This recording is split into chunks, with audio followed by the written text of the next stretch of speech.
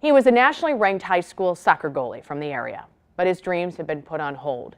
His courage is now on display. Frank Cusimano joins us with this very inspirational story. Frank?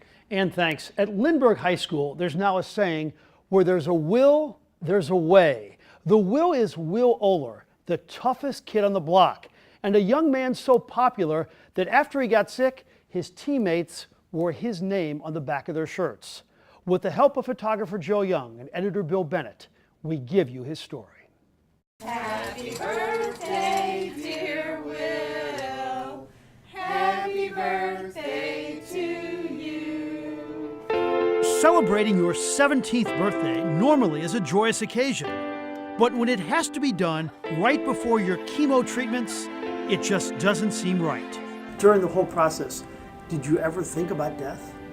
Plenty of times. Well, it's just whenever you came so close to death so many times, it's always in your head like, man, I can really die from this. This is Will Ohler, all 6'2", 210 pounds of him, matinee looks, and highlight film ability. Used to doing interviews, used to talking to coaches. We would go to college, we would go to tournaments, and we would have, half dozen coaches come up and talk to us. He's used to lots and lots of coaches, college coaches sitting behind him, while he's playing games and taking notes and taking videos. Instead of enjoying the recruitment of being a big-time Division I athlete, on May 18th, Will Ohler was told he had leukemia. Literally all the air gets sucked out of the room, and Will turned to me and said, "What did I do? What did I do?" And I jumped up on the table with him and said, "And nothing, babe, nothing you did." Dr. Rob Hansen is a pediatric oncologist at Mercy Hospital. When he was diagnosed, his bone marrow was essentially completely replaced by leukemia cells. So there were virtually no normal cells. It was just heartbreaking. I felt all the energy drain out of my body, and I just knew my life was going to change forever. His new practice site is the David Pratt Cancer Center. He's had 16 surgeries and been hospitalized 5 times. Pulse, temperature, and 47 of the last 61 days, he's had to go through brutal chemotherapy.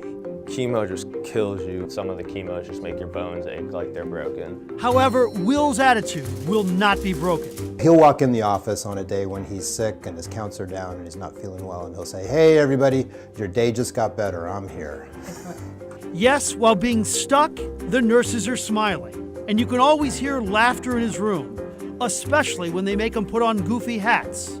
Will is often honing his soccer skills with other little kids with cancer on his floor. Yeah, it really helps playing with the little guys. Many times the little ones are crying because it does hurt to have your port access. And he's always, "Hey buddy, how's it going?" One day, it didn't go well for Will at all.